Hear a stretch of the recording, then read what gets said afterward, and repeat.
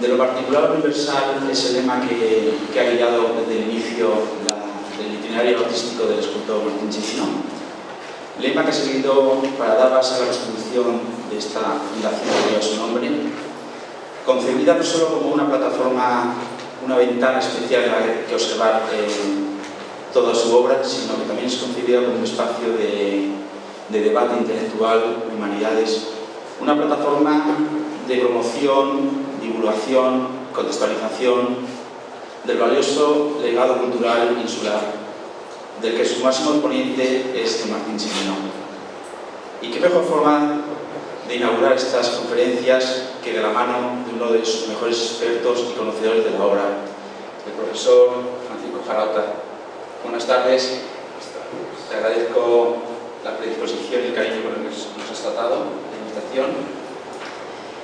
Decirles que es catedrático de filosofía de la Universidad de Murcia, realizado estudios de filosofía, historia del arte en las universidades de Roma, París, Valencia. Principalmente se desarrolla sus estudios en el campo de la historia, de las ideas, de la historia de la cultura, teoría del arte, estética. Es uno de los grandes pensadores que contamos en este país, solicitado en numerosas instituciones, universidades de Europa y Estados Unidos. Principalmente centra sus estudios últimamente en el tema de la cultura, implicada entre la globalización y la fragmentación diversas. Ha sido vicepresidente del patronato del Centro de Arte Reina Sofía, del Consejo Asesor del IBAM, es miembro del patronato del Centro Andaluz de Arte Contemporáneo, forma parte del comité científico de la Fundación Botín, del comité científico del Instituto Europeo de Design. Desde 1990 dirige el Foro de Mundialización en Murcia. Casi terminaría diciendo lo que no por las partes, pero bueno. Autor y editor de numerosos ensayos, también comisario de exposiciones, entre las que tenemos últimamente como Matisse y la Laura, el hilo de Ariadna, y podría seguir con mucho. No quisiera robarle tiempo al profesor. Ustedes no van a salir de aquí insensibles, verán cómo utiliza los recursos del idioma como nadie. Es un experto, de hecho se suele decir que maneja un idioma que se llama el jaroutí. El mismo es alucinante, ya verán ustedes, tanto hoy como mañana, la conferencia magistral que nos va a dar. Les dejo con la conferencia sobre Martín Chirino, el fuego y el viento. Señoras y señores, buenas noches. Muchas gracias, Jesús, por la invitación, tus palabras. La verdad que soy yo quien tiene que agradecer. Es un inmenso placer estar aquí en la Fundación Martín Chirino. Martín, buenas noches, especialmente. Y con, no diré pretexto, sino motivo de poder compartir con ustedes algunas ideas que, a caballo de conversaciones que superan los 30 años, yo conocí a Martín Chirino allá por los años primeros 80, felices años 80, otros dicen los 80.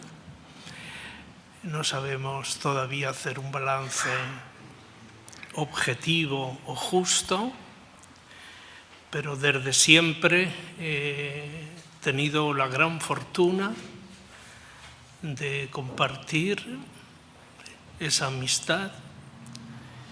Me gustan los lugares, los tiempos en los que la amistad y las ideas se dan la mano Y creo que nuestra amistad, querido Martín, ha sido precisamente fiel a esas implicaciones.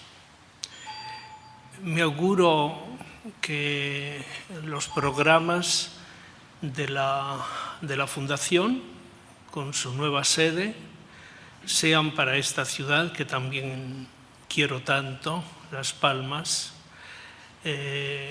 un lugar de reflexión, que no solamente se haga cargo de los específicos problemas del arte, sino que recorran todos aquellos problemas de la cultura en su complejidad y en sus transformaciones contemporáneas. No tenemos una geografía ni siquiera aproximativa de cómo serán las sociedades de los años, pongamos, 30. Y casi nos protegemos con el ejercicio de la sorpresa cuando nos vemos visitados intempestivamente por acontecimientos que, si fuéramos un poco más racionales, no nos sorprenderían tanto. He seguido muy de cerca el debate en la prensa francesa de estos días, donde numerosos intelectuales franceses se han resistido a dar ese paso. En el ideario de la République, esa liberté, égalité, fraternité, no se le podía ahora añadir sécurité. Y que la República se construye sobre un proyecto moral y, como tal, debe defenderse. El caer en esa cuarto planteamiento de la sécurité daba a la República una deriva complicada, que no sabemos cuál podrá ser su destino a medio, incluso a largo plazo. La suerte de estar aquí nos crea como una pequeña isla. La sombra del Castillo de la Luz es algo más que una alegoría, y entre todos pues podríamos, entiendan estas palabras también como un homenaje a mi querido amigo Martín Chirino, y a través de unas palabras que, por razones de cortesía, se van a limitar exclusivamente a comentar algunos de los momentos de su trabajo artístico, pero como es usual en mi forma de acercamiento a este tipo de problemas, no va a ser una conferencia de tipo filológico, es decir, de análisis formal de las obras, sino que voy a intentar llevarles, sugerirles tipos de aproximación más antropológicos, más culturales.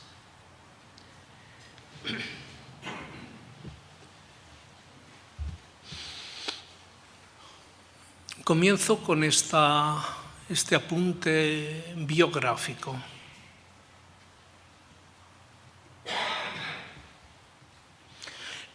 Lo cerraré también con esta misma imagen. Es una imagen que siempre me ha llenado de emoción.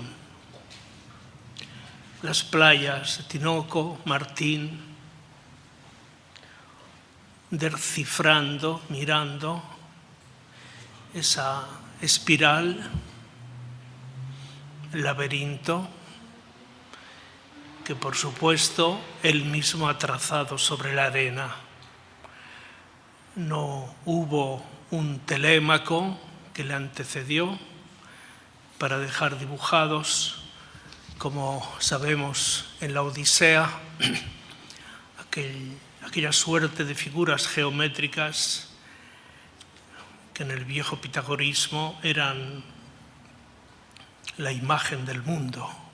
Siempre ha habido un sueño, una geometría, un algoritmo que describa, contenga todas las variantes de la Tierra. La Tierra no tiene algoritmo. Se están celebrando el centenario de la primera mémoire de la relatividad de Albert Einstein, pero la Tierra no tiene algoritmo. Lo decía Leibniz. Está sujeta a azares que no podemos apenas prever. ¿Qué hace Chirino en este momento de su juventud? Ya no tanta, cuando se asoma en silencio al enigma que podría ser el representativo de toda la cultura antigua. Ese laberinto que aparecerá en los petroglifos del barranco de Balos, en el roque de Teneguía, y que de alguna forma hacen la marca simbólica de esa cultura guanche, de esa cultura canaria ancestral, que se asoma al laberinto del tiempo a través de sus círculos o de sus tótems. Auerbach, uno de los grandes historiadores de la literatura europea, se refugia en la Segunda Guerra en la ciudad de Ankara y escribe un libro que les aconsejo, es un buen libro para el invierno, se llama Mímesis, un libro maravilloso. Y en el prólogo llega a decir, por si llegara el caso de que Europa desapareciera, voy a dejar consignados en este libro los momentos más emotivos de su historia, aquellos que en su conjunto pueden contar sus vicisitudes. Hago notar al lector, dice Auerbach, que este libro lo voy a escribir sin biblioteca. Mi biblioteca se quedó en Berlín. Y así, a vuela pluma, comienzan esas páginas admirables y la primera hace referencia justamente a este acto de mirar, de observar que el Ulises que regresa se encuentra una tarde en la costa al pie de su palacio, viendo a un adolescente contemplando las figuras geométricas dibujadas por su maestro.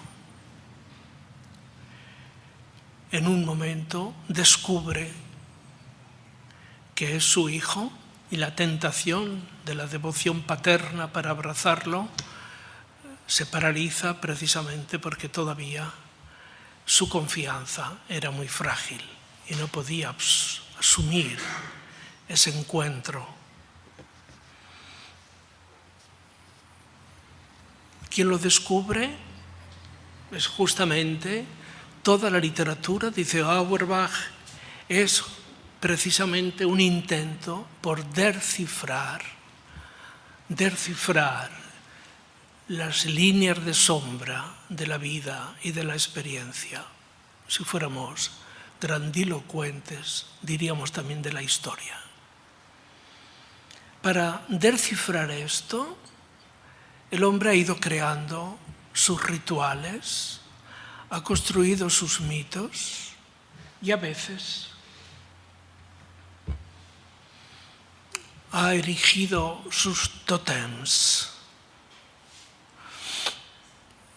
Pocas veces, no podéis evitarlo, cuando se entra en el Louvre por el sector Denon, la visita obligada es acudir a la sala de las esculturas cicládicas. El archipiélago cicládico es la parte más occidental, más oriental con respecto a Grecia continental. Está en el occidente de Turquía. Aparecen estas figuras entre el 2000 y el 2300 antes de nuestra era. Estáticas, sin ningún atributo morfológico.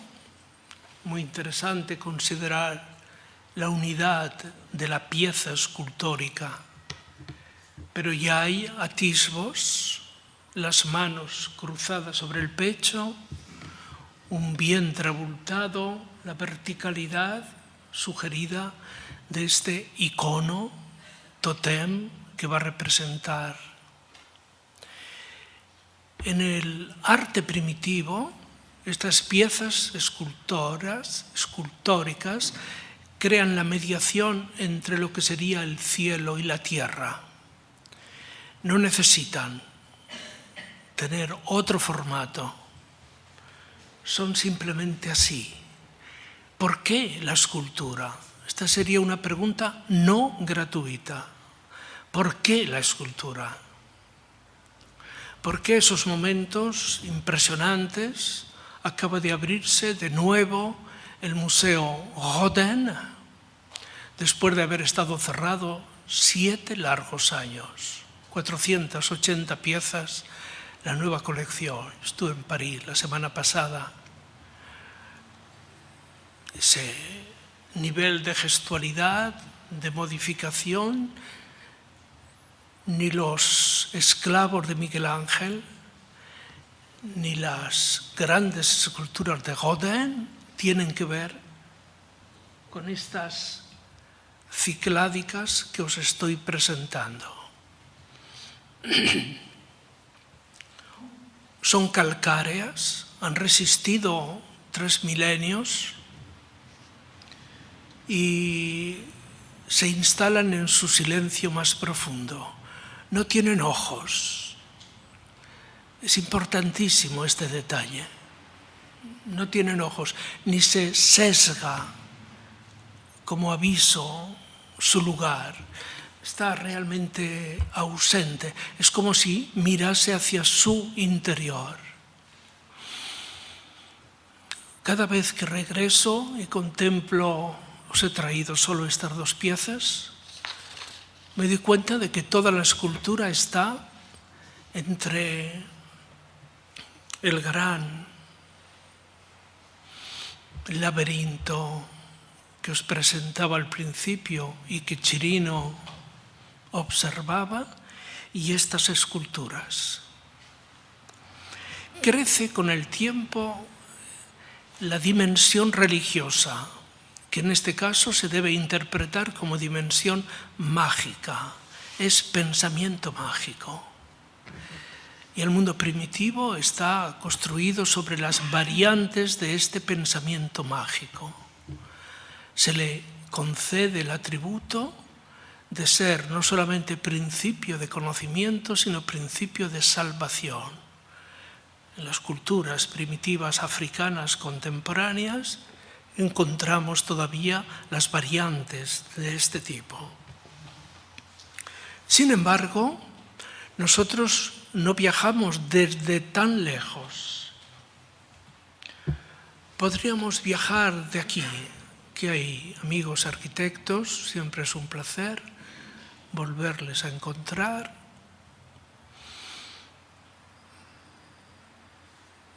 Es un plano que construye Evans en 1907 y que corresponde al Palacio de Knossos, en Creta. La arqueología, me ha emocionado ver esas paredes todavía de argamasa del Castillo de la Luz esta mañana. La arqueología construyó uno de los vacíos más importantes de la historia, más importantes. Reconstruyó el mundo antiguo.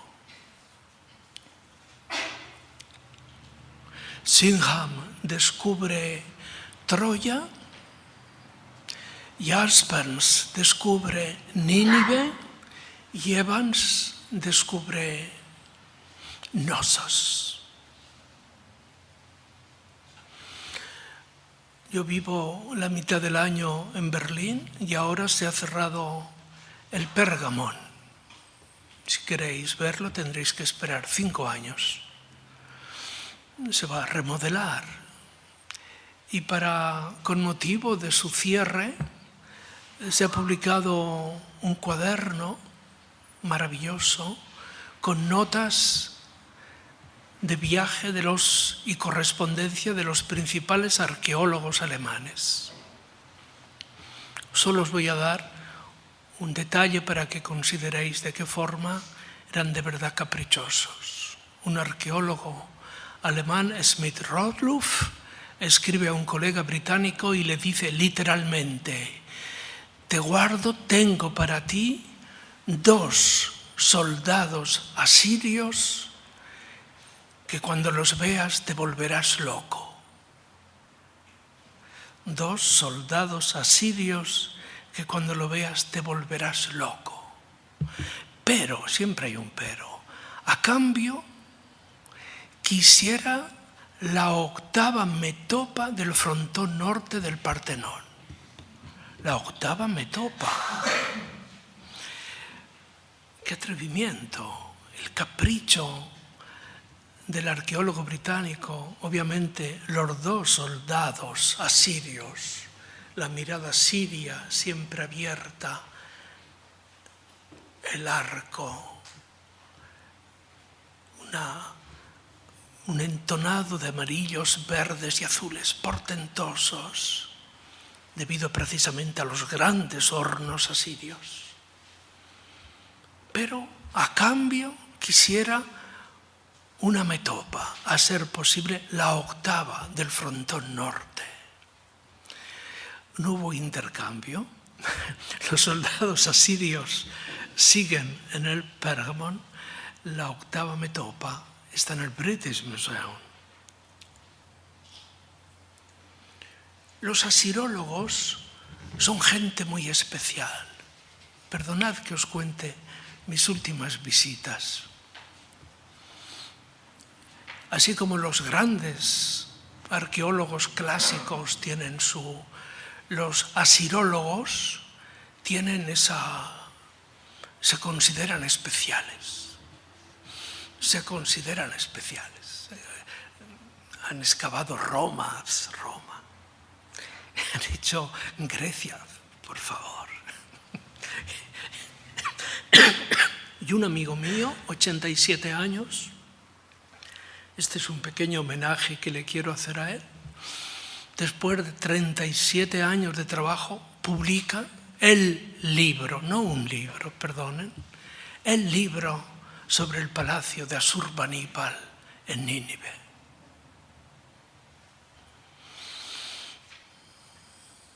Se reúnen para celebración, primero académica y luego en su casa. Un señor que es la autoridad mundial, el asirólogo número 1, vive en un pisito de alquiler de 70 metros en París, casi en el banlieue, sin ninguna otra propiedad. Y allí se reúnen a la cena, al brindis, unos 17 asirólogos, quien más que otro, más y más chic. Solo hay libros y botellas de champán. Y le digo a mi amigo, con las manos casi como la de los escultores, aquí está hoy Rafa también, me ha hecho una gran alegría verte. Le digo, y ahora que has terminado tu libro, 37 años, ¿qué vas a hacer? Me mira muy emocionado, me dice, he terminado una etapa de mi vida y ahora me dedico de cuerpo y alma a Milton, el poeta británico del siglo XVII. Me quiero ir en buena compañía. parece que Asurbanipal no era de fiar. Me quiero ir en buena compañía. Cuando llego a Murcia, yo tuve que ir después de París a Berlín, me encuentro un DHL, 157 páginas manuscritas sobre Milton. El primer laberinto estaba en este palacio, en Knossos. Estaba en Knossos, el primer laberinto. El viejo Minotauro, escondido en las sombras de aquel palacio. Un relato interesantísimo. Al final, una mujer entra en el laberinto, el melancólico, el laberinto genera melancolía y el Minotauro es melancólico. En torno a sus cuernos, una cinta roja, y ella sale, hablo de Ariadna, que al salir del laberinto danzando, crea el arte y el mundo. La danza de Ariadna, saliendo del laberinto con sus pasos circulares, marcas, ritmos, 2-3, 2-3, va creando ese mundo. El laberinto se cierra, muere el Minotaurus y Ariadna libera la pesadilla de esa historia construyendo el arte. La primera forma del arte fue la danza. Kerényi, el gran antropólogo húngaro alemán, muestra cómo esa danza, los viejos dioses, frente al fuego, fuego y viento chirino, construyen precisamente ese maravilloso viaje, como tantos artistas lo han hecho. Y voy a presentar como una especie de brevísima genealogía de quienes han podido ser predecesores de Chirino, de Martín. El primero, este maravilloso Brancusi, casi un monje.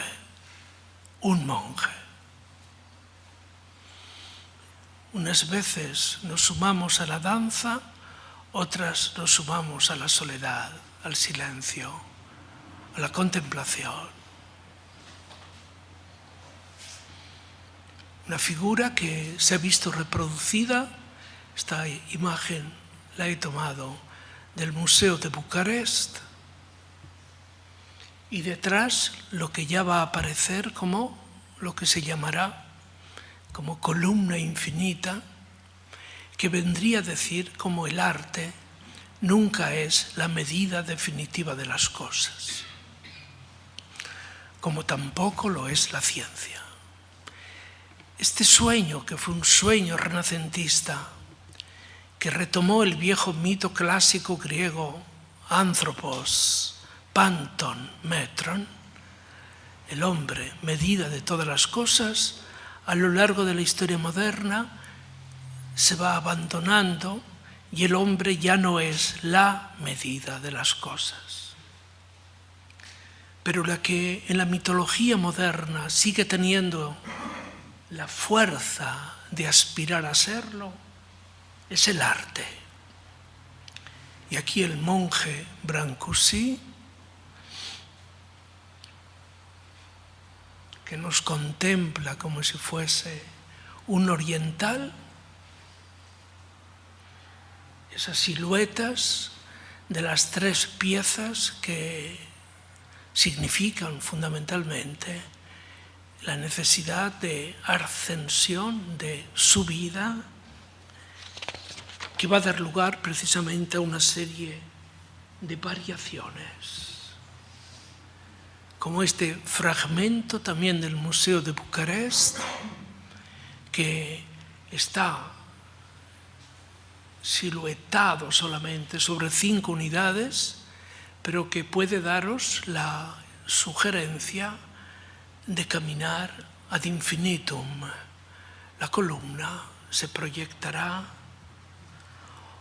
o cambiando de registro. En la escultura el argumento sobre los materiales es fundamental y vamos a ver por qué el material dominante en Chirino es el hierro, pero con antecedentes muy singulares que los hemos comentado más de una vez.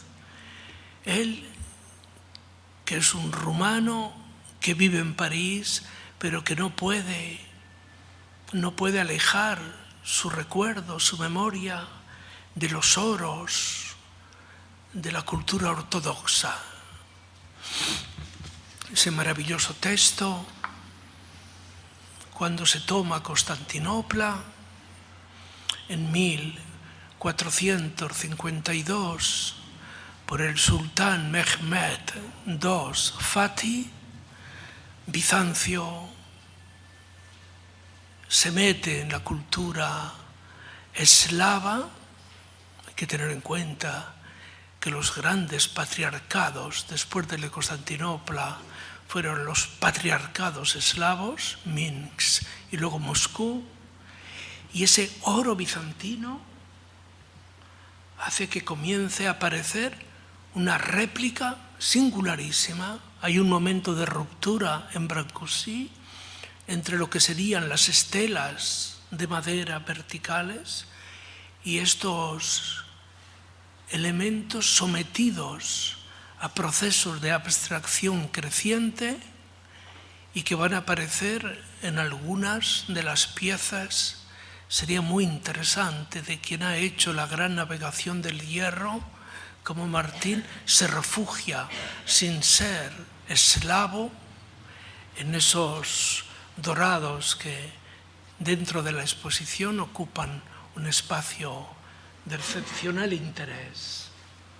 O, si queréis, como estructura absoluta, esa estilizadísima figura que no es columna, que tiene algo de ornamental, que estaría quizás contra el abuso del décor, del ornamento por la cultura del Jugendstil, y que de una forma tranchante, de una forma radical, lo estiliza pero dando ese movimiento. Esta pieza pertenece a la colección Guggenheim de Venecia y es muy inteligente. El curador o conservador se ha permitido poner esta pieza y si la ves desde el ángulo que señalo aquí a mi derecha, se la ve plasmada sobre un gran cuadro de Pollock llamado Alquimia de Pollock, y viendo como una especie de envuelo. Quiero cambiar. Podría ser nuestro ejemplo, pero no es el más cercano. Lo digo porque Chirino ha escrito, le ha dedicado sus homenajes y creo que ha aprendido mucho del mejor escultor español anterior a Chirino.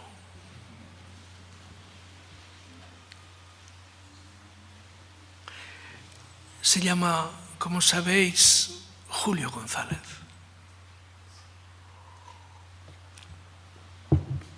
Julio representa otra tradición. Se ha renunciado a la tradición culta, a la tradición de los materiales nobles y se ha pasado directamente al hierro. Cuando viajáis a Barcelona,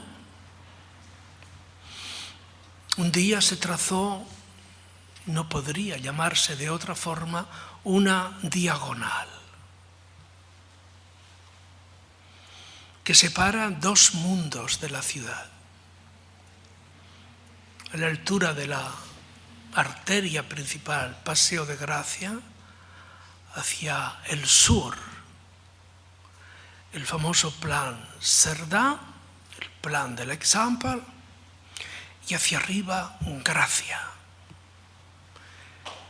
donde viven los herreros, los carpinteros, los ebanistas, los vidrieros, los que hacen las casas de Gaudí y las otras casas, y la cerrajería extraordinaria de los balcones del Example. Uno de esos herreros era ya el padre de Julio y Julio mismo. Hay un salto espectacular. París sigue siendo en aquellos años el lugar de las grandes transformaciones.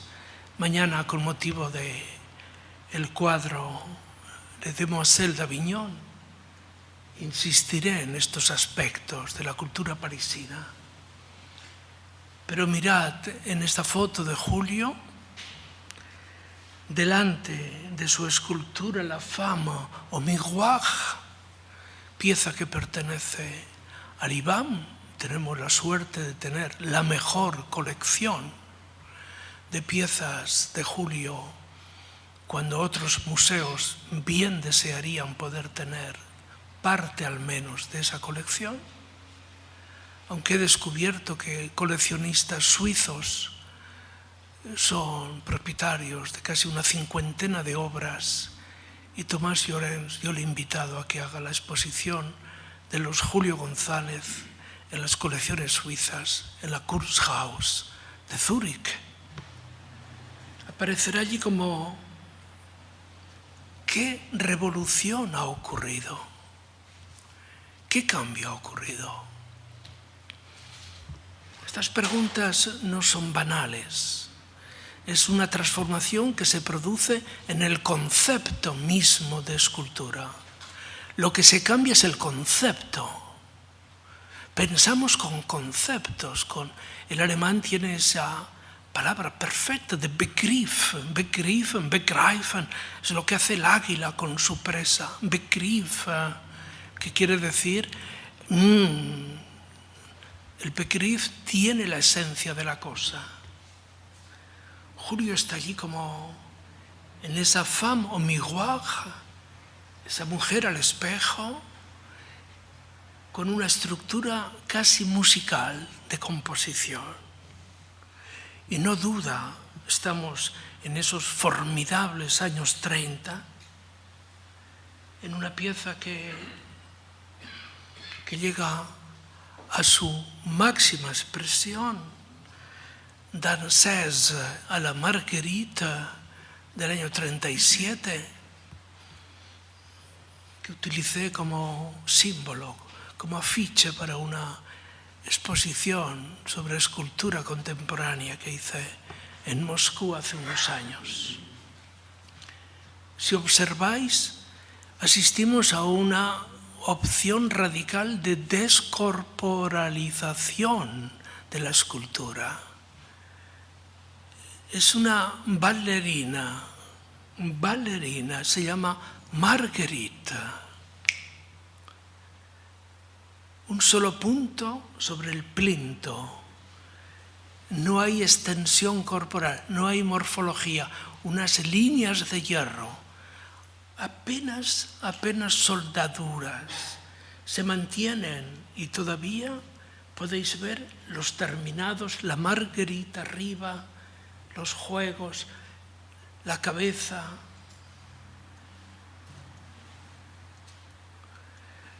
Años 37,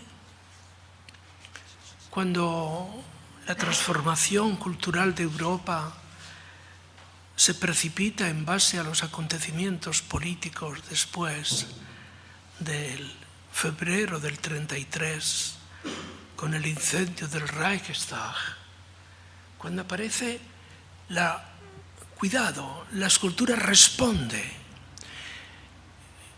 se proyecta con ideas. Esto vale para todos nosotros. Se proyecta con ideas. Y en la escultura, en este proyecto de Julio, hay que adivinar las ideas. Hay con respecto a la femme au miroir, una simplificación formidable. Solo ella, pequeño formato, apenas 70 centímetros de altura. O también ese del mismo 37, L'Homme Cactus, que luego firmará el año 39. Termina la guerra civil, está a punto, año y medio, para que comience la Segunda Guerra Mundial. Y Julio introduce ese dolor a través de la metáfora de ese cactus, que no es manipulable, que no es accesible.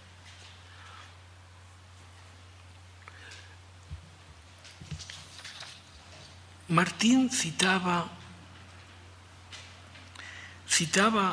sus comentarios, que quisiera ser literal, la violencia y la delicadeza de su poderoso silencio. La violencia y la delicadeza de su poderoso silencio. Escribe hacia los años 50 Martín de Julio González. La primera exposición en España de Julio tuvo lugar en el Ateneo de Madrid y allí estuvieron muchos amigos canarios. En concreto, una generación de artistas canarios importantísima, que ahora además, al cumplirse el 50 aniversario del Museo del Informalismo en Cuenca, se volverá a hablar de esa generación, pero imaginando que siempre las islas fueron siempre lugar de fermento y de experiencia artística a muchos niveles. Pero Martín ha frecuentado también Estados Unidos. No es un europeo, es un cosmopolita. Y posiblemente, solo posiblemente, alguna vez haya pensado en este atelier de otro gran escultor americano, que es David Smith. Esas piezas fantásticas de David Smith. La gran exposición que le hizo el Guggenheim de New York es mostrar precisamente que va a llevar, el Iván cometió un atrevimiento, es poner piezas de Julio y piezas de Smith una frente a otra, y a veces se producía la confusión de que creías que era Smith, pero era Julio, otras era Julio.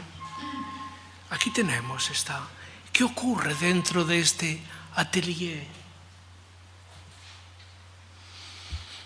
Piezas que podrían ser de Chirino, allá por los años 50.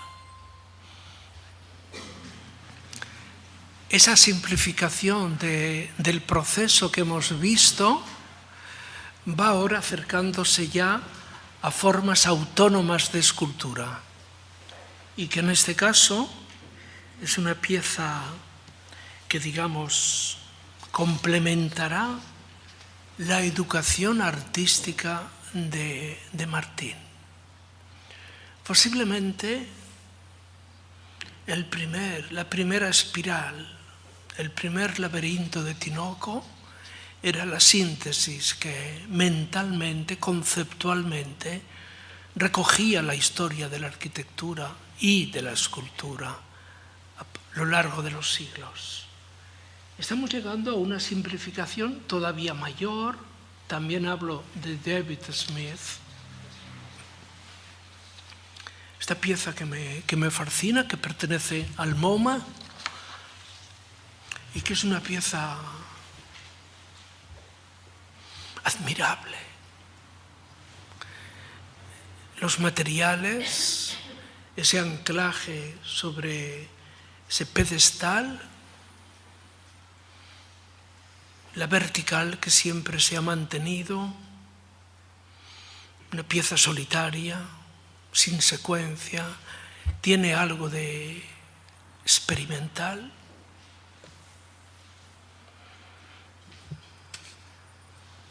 Me he preguntado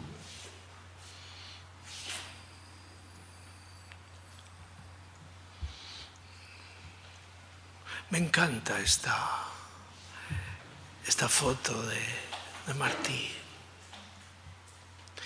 Es como quien pregunta, ¿qué he hecho yo? No, esa mirada. A ver si me regalas una copia de esta foto. Me gustaría tenerla entre mis libros. Pero se presenta, como se diría, en tenue, vestido de forgeron, de herrero. Siempre ha sido un poco coqueto Martí, ¿no? Siempre no deja perder las oportunidades, pero mirad aquí casi todos sus gestos. Una vertical, que es esa especie de tronco, columna, llamémosle columna. El delantal, ese delantal de herrero, los que usa Rafa, las fotos de Rafa y Martín. Y a la derecha, sobre ya un podio, un yunque, el famosísimo yunque de Kerstens, el fotógrafo que, como para su libro sobre escultura, solo fotografía un yunque con los instrumentos. Y una pieza que ya redondea, una ventana que hace cerrada con una botella. Falta el fuego, por decirlo así. Esta foto pertenece a un momento importantísimo de la vida de Chirino y del arte español. Son los años en los que nace el informalismo europeo. Son los años que siguen inmediatamente a la Segunda Guerra y que significa el final de las vanguardias históricas. La poética de las vanguardias termina, hay un largo silencio que pasa por pintores de primerísima línea como Dubuffet, Fautrier, Burri, el mismo Tapies, Manolo Miralles. Es gente que comienza de nuevo y comienza con la materia, embadurnando esa materia. Dubuffet coge tierras argelinas en un viaje a Argel. Fautrier hace los rostros secos de los otages, de los prisioneros. Burri incendia las telas. He intentado hacer muchas veces esa exposición. El Reina nunca quería hacerla. Lo he intentado una y otra vez. Posiblemente Chirino ya ha elegido. Lo más emocionante es cuando tomamos decisiones, no cuando hacemos comentarios.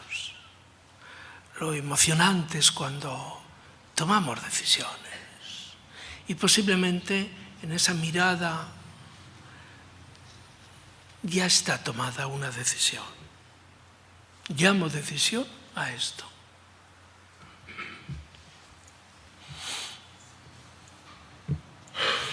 Llamo decisión a esto. ¿Me entendéis? Sí, obviamente. Es la espiga del 57. Podría entrar en ese repertorio de grandes piezas de la escultura de la segunda mitad del siglo XX.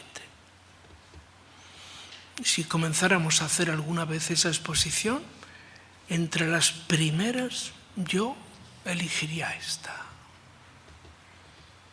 Todavía en las piezas de julio del 37 todavía hay elementos. Aquí no hay ni elementos. Y la pequeña curvatura que le da a la caída anima el movimiento de la espiga, sostenida arriba de una forma casi artesana, como si fuese un falso arquitrabe que sostiene en la horizontal para poder equilibrar lo que sería la caída, que ya la inercia la fijará. Entra en un proceso Chirino admirable de invenciones iniciadas por la espiga, continuadas por la composición de los mismos años.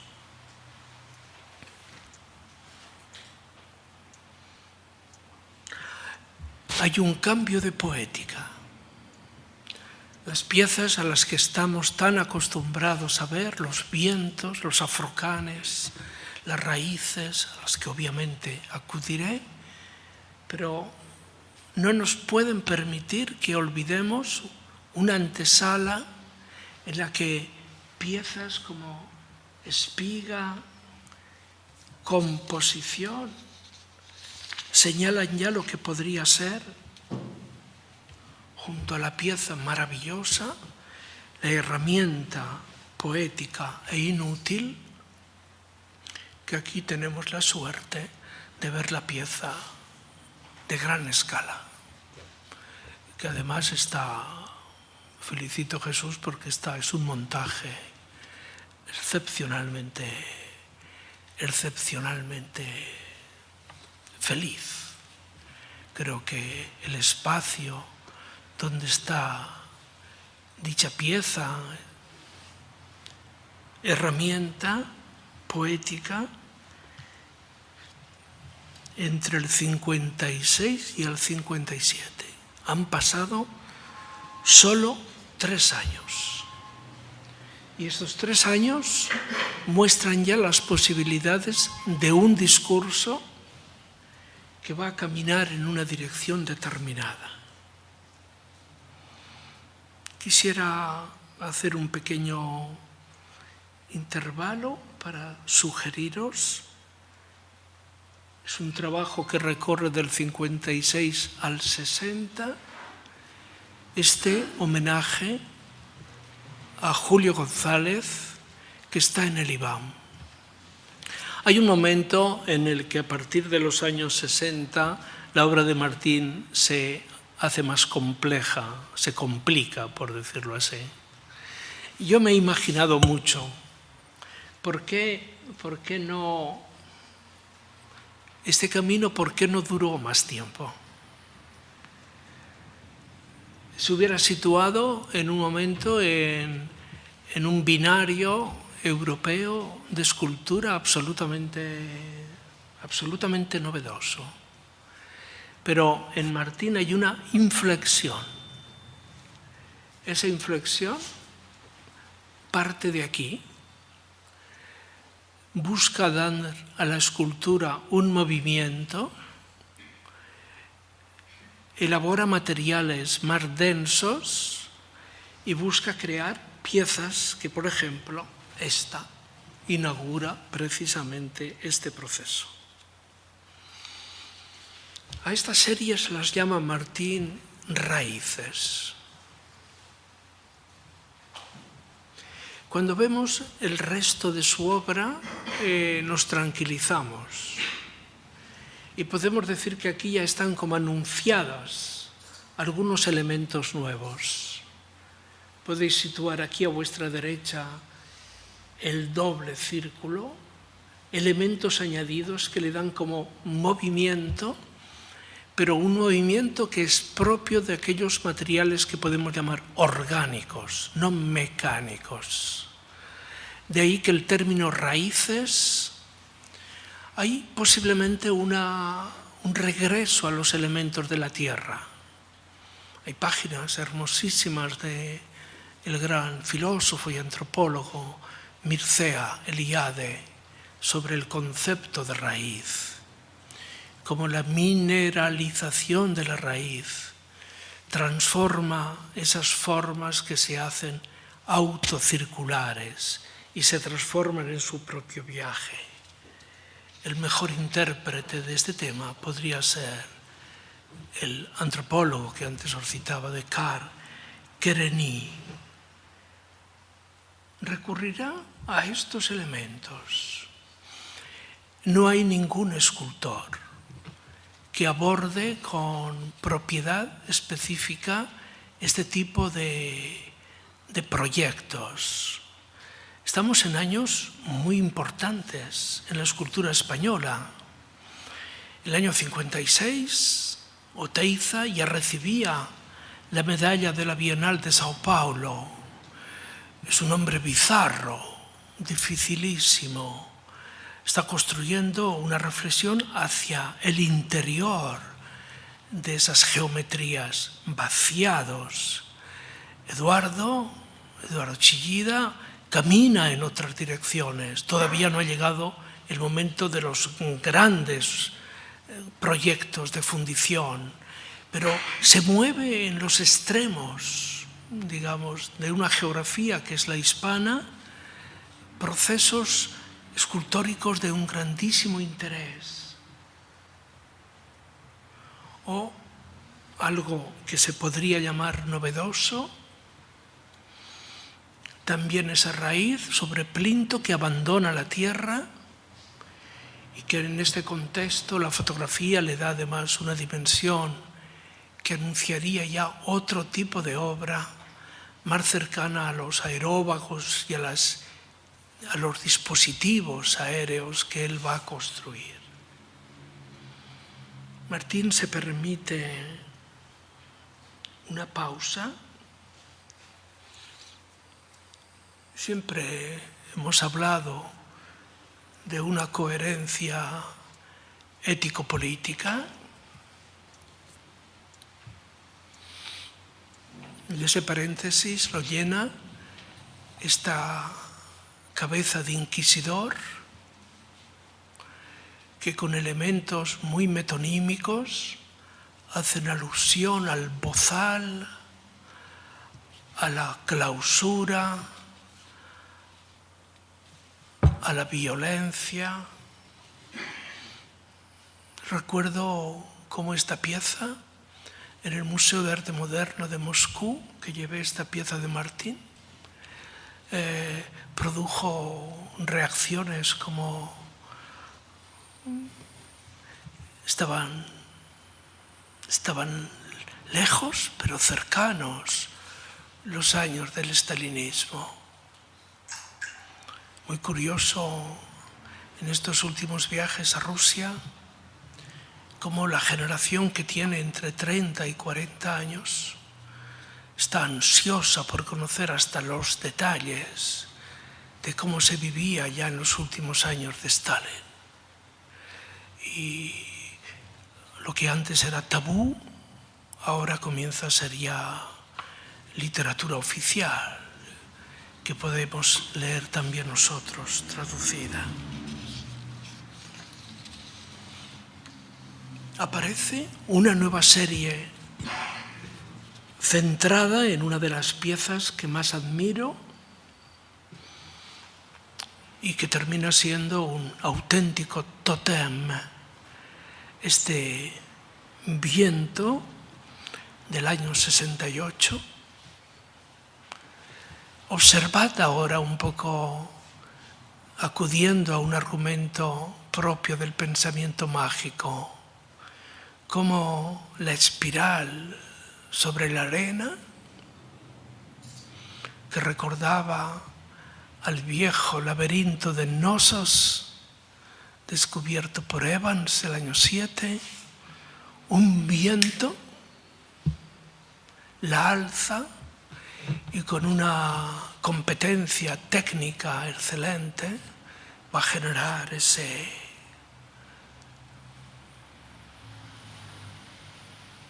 espiral que se abre desde un centro cargado de poesía y que pasa a ser inmediatamente icono de una experiencia portentosa. Allí están ya dormidos todos aquellos elementos que más tarde, por vía, os traigo algunos ejemplos, se irán dilatando y que llegan prácticamente hasta el año 78. Quiero que admiren esta obra. Lo que está dormido en el primer viento aparecerá ese color. Es falso, perdonad, evidentemente.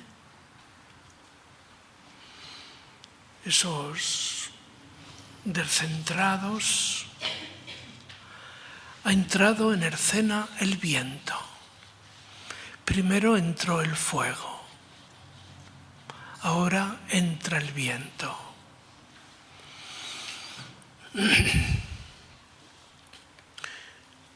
Antes de que se hablase de la tierra y del mar, se habló del fuego. En la gran cultura de Zoroastro, es lo que descubrís cuando visitáis Irán. Zoroastro es coetáneo de Buda. Nacen en el VI siglo antes de nuestra era. Los zoroastrianos, que eran maniqueos, no generaron los puentes para salvar las dificultades, buscan construir precisamente esto, pero la fuerza del viento que transforma las posibilidades, ese viento fantástico. He echado de menos algún viento más en la exposición. Yo me imaginaba que iba a haber toda una sala con vientos, porque es uno de los momentos de Martín como más simbólicos. ¿Qué podéis decir u opinar de esto? Cuando, volviendo al primer viento, todavía podéis identificar en el centro de gravedad de la pieza esta especie de, antes de desenvolverse en su circularidad. Pero no hay viento sin lo que Martín ha llamado aeróvagos. Esos albatros maravillosos que atraviesan, como dice Conrad, los mares del sur. Y que en la exposición, en la Caja de Canarias de Tenerife, estaban montados. Me gusta esta versión o me gusta esta versión. Soy más a favor de esta. Introduce un nivel espacial y precisamente la escultura con quien dialoga es con ese espacio que muchas veces es líquido, otras veces es ni siquiera líquido y que en la mitología antigua comienza a ser el lugar del nacimiento de la vida. Me voy acercando ya al final. Las series de aeróbagos se multiplican, ocupan una buena fase del estudio de Chirino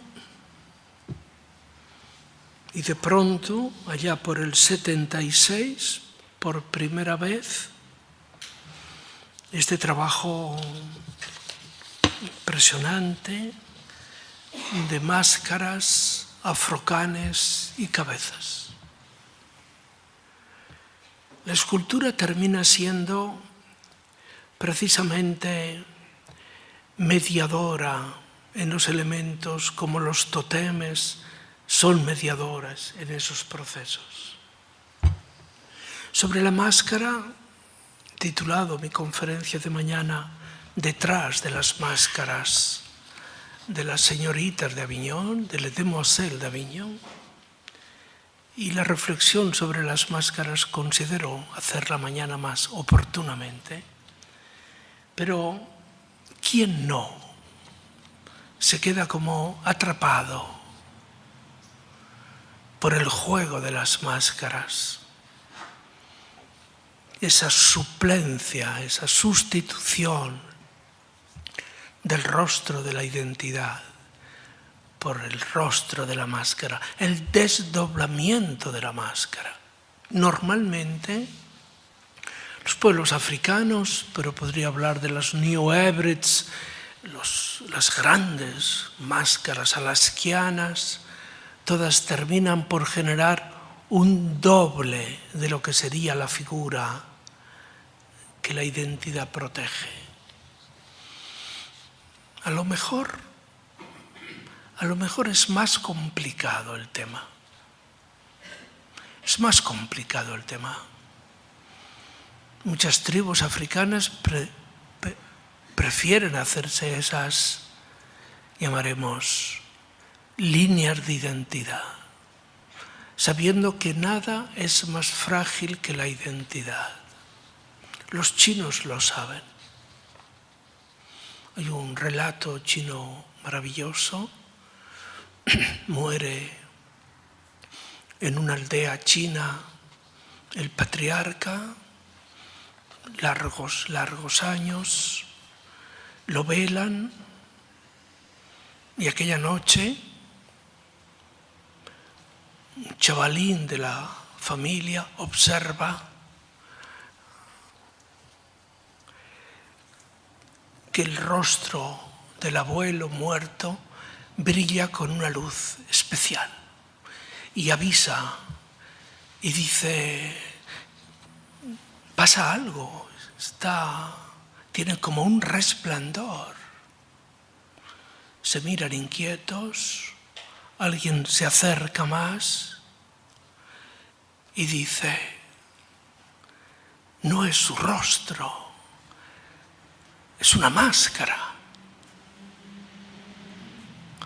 Ha llevado toda su vida una máscara. He visto a 2 o 3 personas que se están tocando.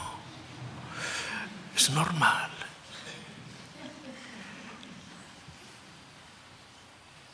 ¿Quién no tiene una máscara? ¿Quién no? Yo quiero saber qué hay detrás de esa máscara. Hoy es tarde para saber por qué lleva esa máscara. ¿Quién? Yo. Una pinza. Y como si fuese una máscara egipcia, levanta. La preocupación era qué habría detrás de la máscara. Un rostro informe, pero alguien de la familia conocería ese secreto. No, ¿qué había? Otra máscara. Otra máscara. Otra máscara. Pero, ¿por qué tuvo que protegerse tanto? 2 máscaras. Estoy contándoles un cuento chino y los cuentos chinos llegan hasta el número 7. Me voy a ahorrar contarles qué pasó con la máscara tercera, la cuarta, la quinta, la sexta, pero con la séptima, con el 7 no se juega, dicen los chinos. ¿Qué había detrás de la séptima máscara? ¿Qué piensa usted?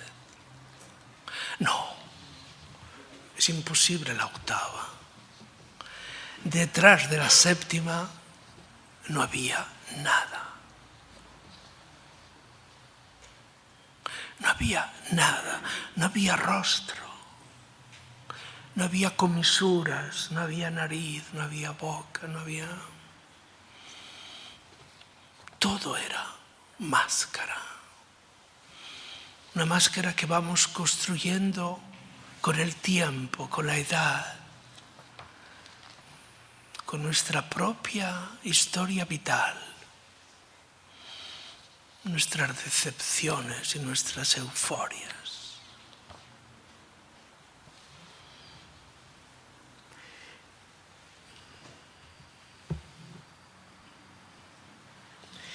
Estos afrocanes, esa recuperación de África.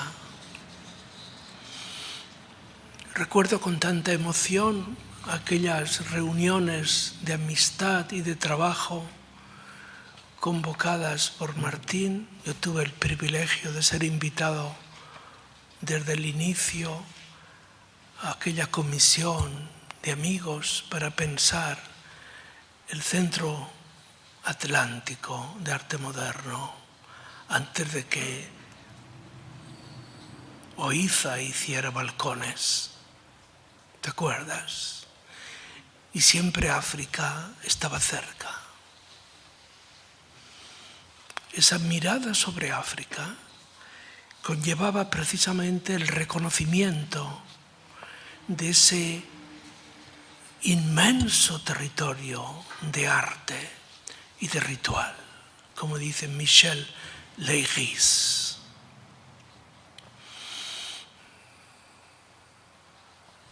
He hecho en 10 años, 10 etapas, Dakar y Djibouti. He recorrido África siguiendo un paralelo, posiblemente de las experiencias más extraordinarias que he podido tener. Esa mirada interior, pero también ese ritual hacia afuera. ¿Qué hacen los afrocanes? ¿Qué hacen las cabezas de Martín Chirino? ¿Por qué esa cita desde la sombra? ¿Por qué esa cita desde la sombra? Hay cabezas que son todo sombra.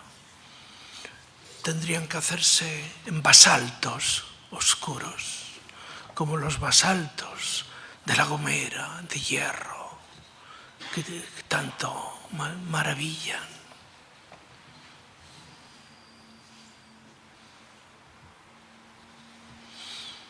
O de nuevo, con una sensación, esta pieza que está desarrollada en su gran formato en la caja de Tenerife, en la caja, esa pieza que al verla en ese volumen, en esa escala, impresiona y que luego te obliga a regresar a este formato que nunca fue estudio para la otra, sino que comenzaba a serlo. Hay algo de dramático. Aquellos elementos fundamentalmente poéticos dan paso a elementos que son fundamentalmente dramáticos. Hay algo de tragedia clásica. Hay algo de mal y poder. Hay algo de, como dice Sófocles, hay algo de tiranos, de tirano que impone la ley. Esa oscuridad que aparece también y que se han recogido hoy en algunas puestas en escena de obras de Macbeth. Me gustaría que Martín hubiera intervenido en algún attrezzo para ópera con este tipo de piezas tan... Todo ello se convocará en estas piezas últimas, no tan últimas, este paisaje, cuando la mirada sobre la tierra vuelve a ser ahora como también dramática. Estamos en fechas muy singulares. Me auguro que la cita en París no sea una frustración más, la conferencia sobre el clima y la tierra, y vuelve a aparecer esos paisajes retorcidos que deberían estar siempre cerca de nosotros para poder recordar precisamente nuestra responsabilidad. La poesía, el arte, tiene también esa responsabilidad ética de recordarnos algo esencial, y es que por ser humanos habitamos la tierra, y la tierra pertenece a la comunidad humana. ¿Cuántas preguntas que posiblemente nacieron aquel día en la que Martín dibujó aquella espiral, aquel laberinto en una playa cercana, y que toda su obra podría ser una respuesta a los interrogantes de aquel día. Muchas gracias, Martín, por este maravilloso ejemplo. Muchas gracias a ustedes.